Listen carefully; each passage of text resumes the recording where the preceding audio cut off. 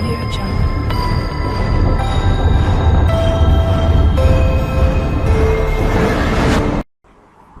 Hello my dear students यहाँ पे हम लोग लेक्चर नंबर 6 डिस्कस करने जा रहे हैं, that is the semi conservative mode of DNA application.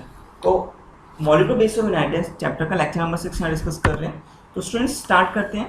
DNA application का सबसे पहला जो पार्ट हमें पढ़ना है, semi conservative mode of DNA application जा रही है। डीएनए एप्लीकेशन, तो डीएनए एप्लीकेशन का जो पहला टॉपिक होगा that is the semi conservative mode of DNA application हम पढ़ेंगे। ठीक है, तो जो टॉपिक हम पढ़ रहे हैं that is semi conservative mode of DNA replication. ठीक है, तो डीएनए रेप्लिकेशन क्या होता है? डीएनए रेप्लिकेशन सबसे पहले अगर हम जाने, डीएनए रेप्लिकेशन को डीएनए डुप्लीकेशन भी बोल सकते हैं हम लोग। डुप्लीकेशन नाम बोल रहे हैं, डुप्लीकेशन भाई एक डीएनए है, राइट। तो जब ये रेप्लिकेट करेगा, तो ये डीएनए दो कॉपी बना लेगा, एग्जैक्ट दो कॉपी बना लेगा। This is replication. तो रेप्लिकेशन का मतलब क्या होता है? रेप्लिकेशन यहाँ पर क्या बोलते हैं कि जब डीएनए रेप्लिकेट करेगा तो वो डुप्लीकेट कर जाएगा, दैट इज रेप्लिकेशन। तो जो डीएनए रेप्लिकेशन होता है वो सेमी कंजर्वेटिव होता है। ठीक है, सेमी कंजर्वेटिव का मतलब क्या होता है, मैं आप लिख देते हैं। डीएनए पहला पॉइंट ये, दूसरा DNA replication is semi conservative। इसका मतलब ये होता है कि सपोज करो एक डीएनए है, राइट। सपोज करो एक डीएनए है, बना लेते हैं एक डीएनए है। ठीक है, सपोज करो एक डीएनए है। जब डीएनए रेप्लिकेशन होता है तो इसके दोनों स्ट्रैंड सेपरेट आउट हो जाएंगे। हम यहां बना लेते हैं, इसके दोनों स्ट्रैंड क्या हो गए? Separate out. ठीक है, इसके दोनों स्ट्रैंड सेपरेट आउट हो गए तो इसको डीएनए को ऐसे बनाते हैं, सिंपल बना लेते हैं। ये डीएनए था, सिंपल डीएनए बना लेते हैं। ठीक है, ये डीएनए था। तो जब रेप्लिकेशन होता है तो इसके दोनों स्ट्रैंड सेपरेट आउट हो गए। ठीक है, तो इन दोनों स्ट्रैंड पे नया स्ट्रैंड आता है, नया स्ट्रैंड आएगा। ठीक है, ये जो ब्लैक से बनाया है उसको बोलते हैं हम पेरेंटल स्ट्रैंड। ठीक है, तो ये वाला भी पेरेंटल स्ट्रैंड हुआ। जो हमने रेड से ये बनाया दैट इज डॉटर स्ट्रैंड, सो क्या बोलते हैं? Daughter strand. ठीक है, तो यहाँ पे सेमी कंजर्वेटिव का मतलब ये होता है जब डीएनए रेप्लिकेशन करता है तो उसके दोनों स्ट्रैंड सेपरेट आउट हो जाते हैं, और जो सेपरेट आउट हुए तो अब उन पेरेंटल स्ट्रैंड पे नए स्ट्रैंड आते हैं। ठीक है, अगर ऐसा होता कि भाई दोनों डॉटर स्ट्रैंड नए आ गए तो कंजर्वेटिव हो जाता ना। ठीक है, तो लेकिन कैसा होता है? सेमी कंजर्वेटिव होता है क्योंकि जब नया डीएनए बनता है उसमें हाफ पेरेंटल स्ट्रैंड होता है और हाफ डॉटर स्ट्रैंड। ठीक है, जो नया डीएनए बना हाफ तो पेरेंटल स्ट्रैंड होगा जो इस वाली जनरेशन से आया होगा, और जो डॉटर स्ट्रैंड होता है वो नया होता है। इसको ही बोलते हैं सेमी कंजर्वेटिव। तो समझ रहे हैं सेमी कंजर्वेटिव का मतलब? सेमी कंजर्वेटिव का मतलब यहाँ पे ये है कि जब when the new DNA forms, then the one strand of the DNA is of parental generation and one strand of the new generation, that is called as the daughter strand। ठीक है, इसको बोलते हैं DNA application is semi conservative. ठीक है, तो ये DNA application semi conservative होता है। इसको हम ये भी देख सकते हैं, जैसे सपोज करो ये दो पेरेंटल स्ट्रैंड सेपरेट आउट हुए थे। ठीक है, यहाँ पर इनका यहाँ पे ये थे, इनके बेस हम यहाँ लिख देते हैं कुछ ऐसी रैंडमली लिख लिया हमने। ठीक है, अब जब नया स्ट्रैंड बनेगा इस पे, जब नया स्ट्रैंड बनेगा तो अब ये स्ट्रैंड इसको कॉपी करते हुए बनेगा ना। ए की जगह टी आएगा, जी की जगह सी, सी की जगह जी, ए की जगह टी। ये हमने पढ़ लिया था ना, Watson and Crick base pairing.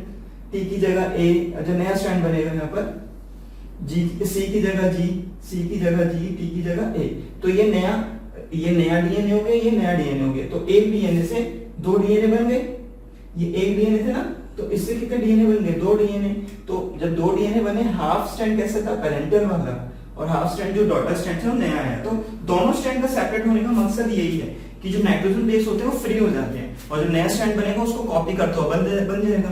क्योंकि अगर ये फ्री नहीं हुआ, adenine, thymine, guanine, cytosine, guanine, adenine, thymine, जब ये स्ट्रैंड अगर फ्री नहीं होगा, सेपरेट नहीं होंगे, तो इसको कॉपी नहीं कर सकते ना, ये हाइड्रोजन बॉन्ड तो लगे रहेंगे, ठीक है। तो इन उनको हटना जरूरी है, तो हटने से जब हटेगा तभी नया स्टैंड बनेगा और वो प्रीवियस पेरेंटल स्टैंड को कॉपी करता हुआ नया बन जाएगा। लेकिन अगर जब स्टैंड ही सेपरेट नहीं होंगे तो कॉपी कैसे होगा, क्योंकि हाइड्रोजन बॉन्ड है, ये तो कॉपी करने देगा ही नहीं एंजाइम को। तो इसलिए जब नया डीएनए बनता है तो दोनों स्टैंड क्या हो जाते हैं, सेपरेट आउट हो जाते हैं और नया स्टैंड उस पुराने स्टैंड पेरेंटल स्टैंड को कॉपी करता हुआ नया बन जाएगा। एंजाइम की मदद से होता है, ये मैकेनिज्म हम पढ़ेंगे। तो this is the semi conservative mode of DNA replication. तो हम लोग उसको ध्यान रखेंगे, DNA replication is always semi conservative, ठीक है। तो डीएनए रेप्लिकेशन सेमी कंजर्वेटिव होता है, ये हो गया। नेक्स्ट देखते हैं यहाँ पर, नेक्स्ट ये हमारा डीएनए रेप्लिकेशन जो होती है हमें पता है सेल साइकिल के एस फेज में होती है।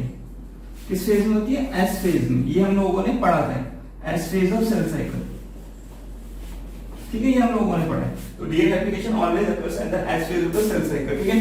अच्छा, ये 3 पॉइंट हो गए। यहाँ पर एक कुछ और पॉइंट भी देख लेते हैं। जो डीएनए रेप्लिकेशन होती है ना, देखो यहाँ पे थोड़ा देख लेते हैं। जो डीएनए होता है ना, डीएनए दो तरीके से बिहेव कर सकता है, autocatalyst as well as heterocatalyst. ये ऑटो कैटलिस्ट का मतलब ये है कि जब डीएनए से डीएनए बनता है, मतलब रेप्लिकेशन जब होती है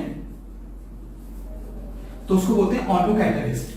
हेट्रो कैटलिस्ट क्या होता है, जब डीएनए से आरएनए बना, ये होता है ट्रांसक्रिप्शन ना, ट्रांसक्रिप्शन, तो इसको बोलते हैं हेट्रो कैटलिस्ट। तो जो डीएनए होता है वो ऑटो कैटलिस्ट और हेट्रो कैटलिस्ट दोनों की तरह बिहेव कर रहा है। ऑटो कैटलिस्ट में डीएनए रेप्लिकेट कर रहा है और डीएनए से डीएनए बना रहा है, और हेट्रो कैटलिस्ट में क्या हो रहा है, हेट्रो कैटलिस्ट में डीएनए से क्या बन रहा है, आरएनए बन रहा है।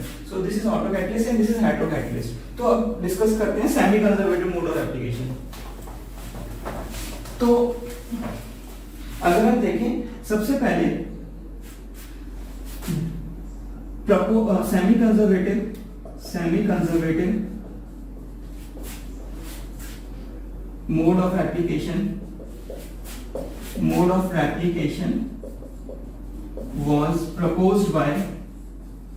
was proposed by Watson and Crick। तो प्रपोज सबसे पहले किसने किया था, प्रपोज किया था वॉटसन एंड क्रिक ने। Second, first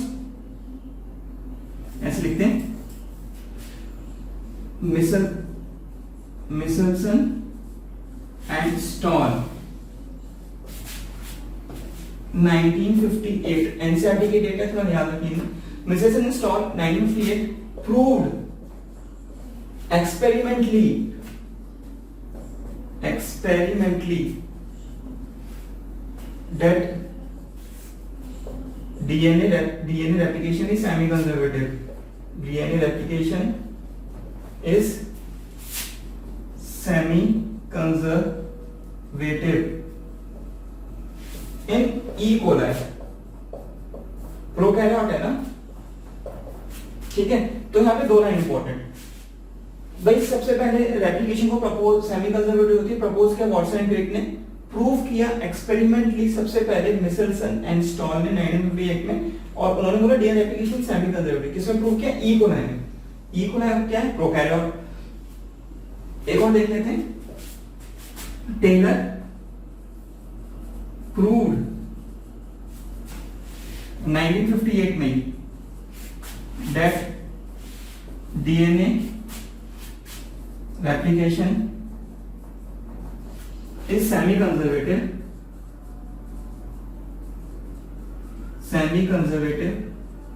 in Vishia faba। Vishia faba क्या है, Vishia faba प्लांट है, ब्रॉड बीन, बीन्स खाते हो ना, बीन्स।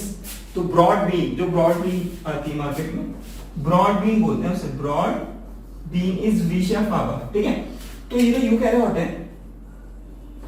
क्वेश्चन क्या आएगा, क्वेश्चन ये आएगा कि भाई प्रोकैरियोट्स में सबसे पहले एक्सपेरिमेंटली प्रूव किसने किया था, DNA mode of application is semi conservative. किसने किया था, मिचेल्सन और स्टॉल ने किया था।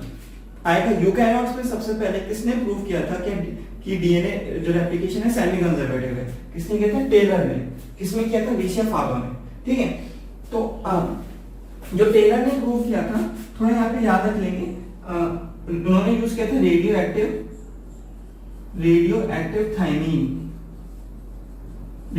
थायमाइडिन यूज किया था इन्होंने। ठीक है, इसको ट्रिशिएटेड थायमाइडिन बोल भी देते हैं, ट्रिशिएटेड थायमाइडिन।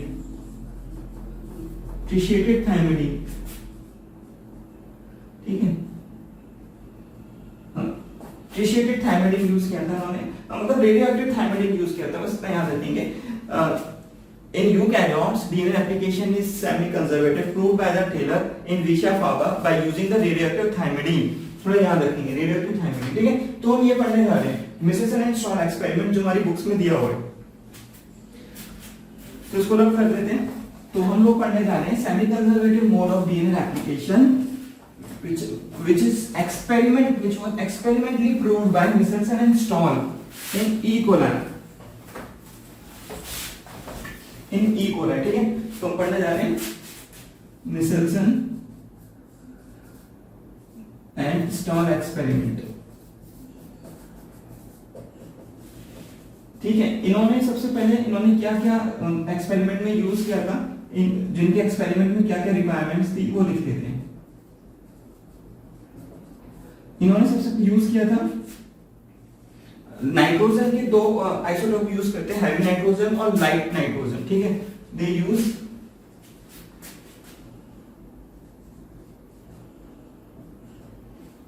N15 heavy isotope of nitrogen।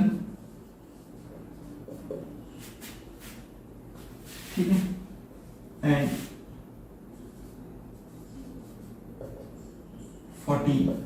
14 light isotope of nitrogen। ठीक है, तो NH4Cl अमोनियम क्लोराइड N15 है, मतलब हैवी आइसोटोप ऑफ नाइट्रोजन और लाइट आइसोटोप ऑफ नाइट्रोजन। ध्यान रखेंगे N14 यहाँ पे, ध्यान रखेंगे रेडियोएक्टिव नहीं है, हैवी और लाइट आइसोटोप है। रेडियोएक्टिव थायमाइडिन तो लिशिया फाबा में टेलर ने यूज किया था, यहाँ पे ये रेडियोएक्टिव नहीं है, ये हैवी और लाइट आइसोटोप है नाइट्रोजन के। ठीक है, तो थोड़ा याद रखेंगे, ये रेडियोएक्टिव नहीं सब्सटेंस, ये हैवी और लाइट आइसोटोप्स हैं। ठीक है, और इन्होंने क्या यूज किया? इन्होंने डेंसिटी ग्रेडियंट सेंट्रीफ्यूगेशन यूज किया था। Density gradient centrifugation by using cesium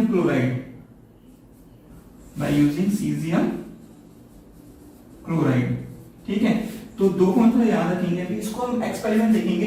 heavy and light isotope of nitrogen use किया इन्होंने, डेंसिटी ग्रेडियंट सेंट्रीफ्यूगेशन यूज किया by using caesium chloride. Centrifugation वही ना, अगर हम हाई स्पीड पे रोटेट करें, ठीक है, किसी टेस्ट ट्यूब को, तो जो डिफरेंट डेंसिटीज के कारण जिसकी हैवी डेंसिटी होगी वो नीचे आएगा, जिसकी हल्की लाइट डेंसिटी होगी वो ऊपर आएगा। जो नीचे आता है एकदम पता है हम पैलेट, जो ऊपर आता है सुपरनेटेंट। ठीक है, तो डेंसिटी ग्रेडियंट सेंट्रीफ्यूगेशन का मतलब यही है, डिफरेंट डेंसिटीज के बेस पे वो सेपरेट आउट हो जाते हैं सब्सटेंसेस। ठीक है, तो ये दो पॉइंट थोड़ा याद रखते हैं। इनके एक्सपेरिमेंट जो किया था वो पढ़ते हैं, तो मैं इसको रब कर देता हूं। इन्होंने जो एक्सपेरिमेंट कंडक्ट किया वो इसको एक बार देख लेते हैं।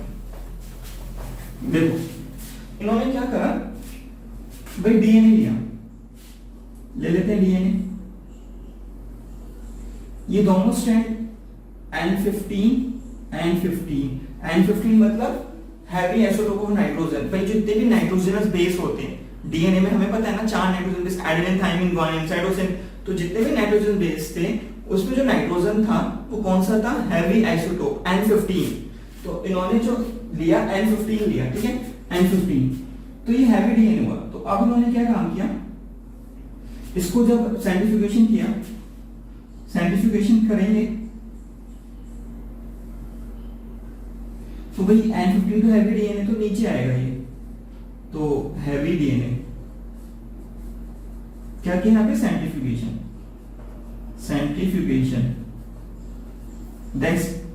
Density gradient centrifugation by using caesium chloride. ठीक है, अब देखो, अब इन्होंने इसकी रेप्लिकेशन कराई किस मीडियम में? N14 मीडियम में।